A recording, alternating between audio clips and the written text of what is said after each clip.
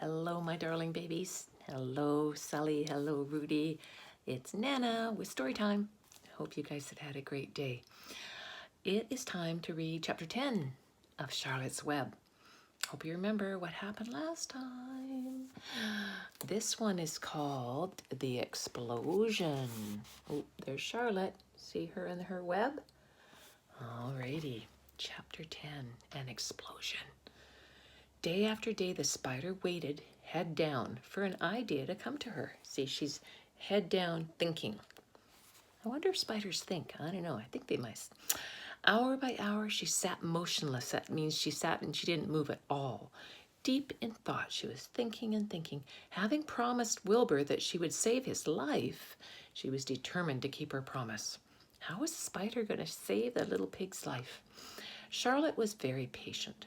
She knew from experience that if she waited long enough, a fly would come to her web, and she felt sure that if she thought long enough about Wilbur's problem, an idea would come to her.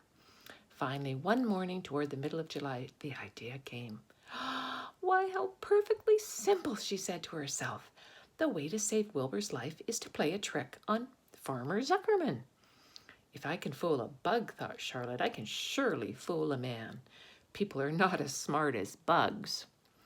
Wilbur walked into his yard just at that moment. What are you thinking about, Charlotte? He asked. I was just thinking, said the spider, that people are very gullible. What does gullible mean? Easy to fool, said Charlotte. That's a mercy, replied Wilbur, and he lay down in the shade of his fence, and he went fast asleep. The spider, however, stayed awake, gazing affectionately at him and making plans for his future. Summer was half gone. She knew she didn't have much time. That morning, just as Wilbur fell asleep, Avery Arable, remember Avery was Fern's brother, wandered into the Zuckerman's front yard, followed by Fern. Avery was carrying a live frog in his hand. Fern had a crown of daisies in her hair. The children ran for the kitchen. Just in time for a piece of blueberry pie, said Mrs. Zuckerman.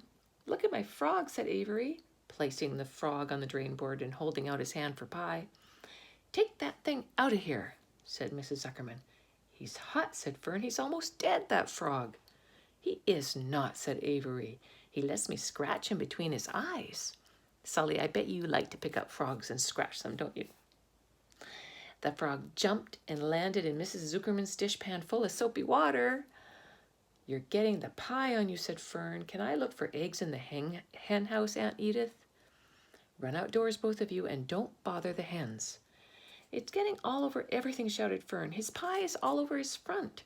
Come on, frog, said Avery. He scooped up the frog. The frog kicked splashing soapy water onto the blueberry pie.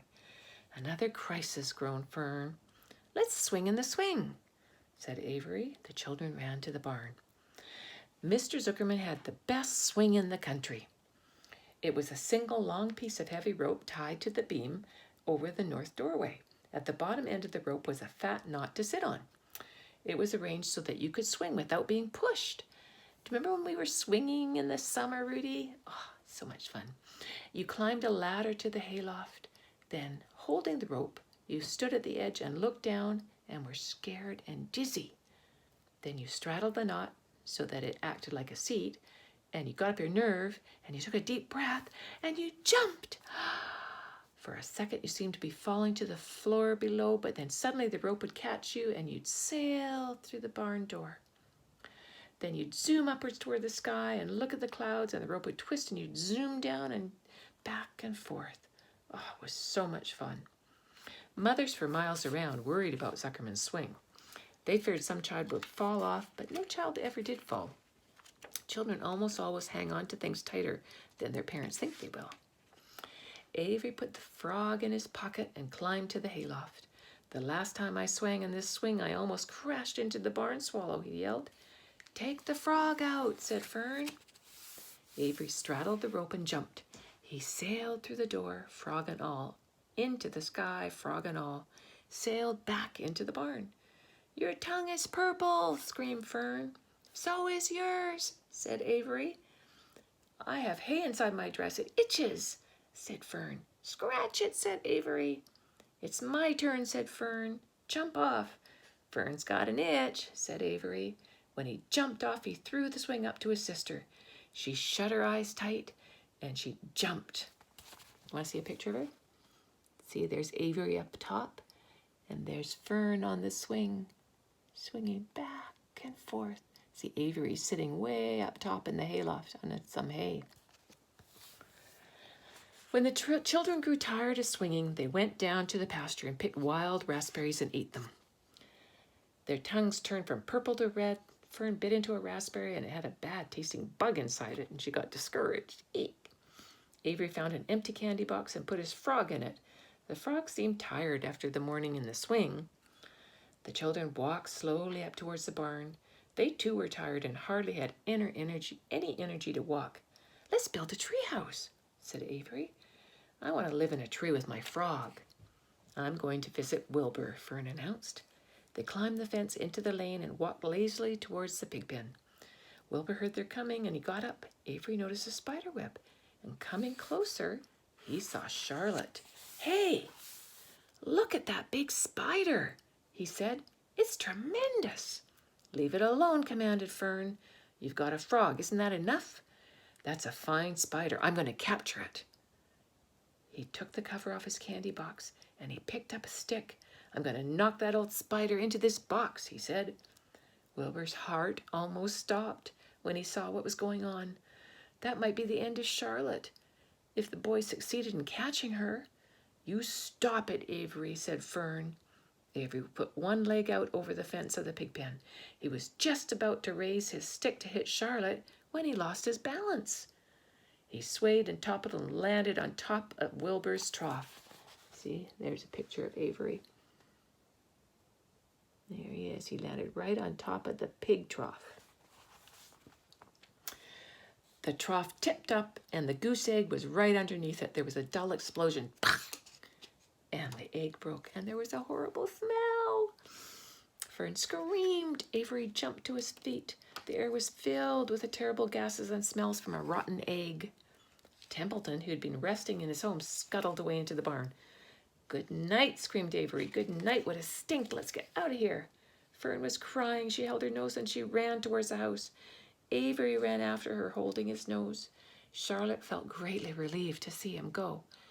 It had been a narrow escape.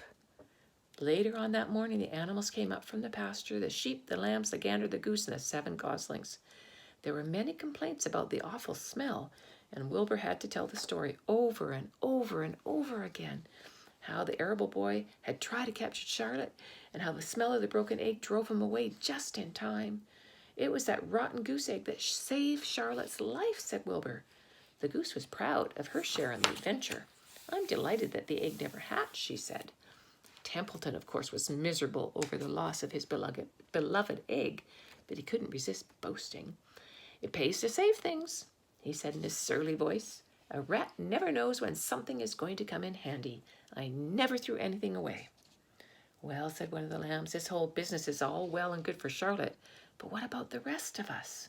That smell is unbearable. Who wants to live in a barn that has the smell of rotten eggs? Ugh. Don't worry, you'll get used to it, said Templeton. He sat up and pulled wisely at his long whiskers, then crept away to pay a visit to the dump. When Lurvy showed up at lunchtime carrying a pail of food for Wilbur, he stopped short a few paces from the pig pen. He sniffed the air, and he made a face. Eee! What in thunder, he said, setting the pail down. He picked up the stick that Avery had dropped and put the trough up. Rats, he said. Phew! I might have known a rat would make a nest under the trough. I hate rats. And Lurvy dragged Wilbur's trough across the yard and kicked some dirt into the rat's nest, burying the broken egg and all of Templeton's other possessions. Then he picked up the pail. Wilbur stood in the trough, drooling with hunger. Lurvy poured. The slop, that's his food, ran creamily down around the pig's eyes and ears. Wilbur grunted. Grunt, grunt. How do you make a pig grunt? Can you guys make a pig grunt for Nana? Ah, I hear you.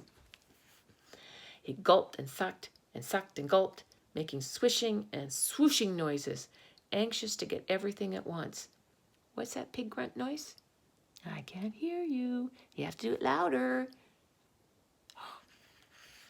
It was a delicious meal.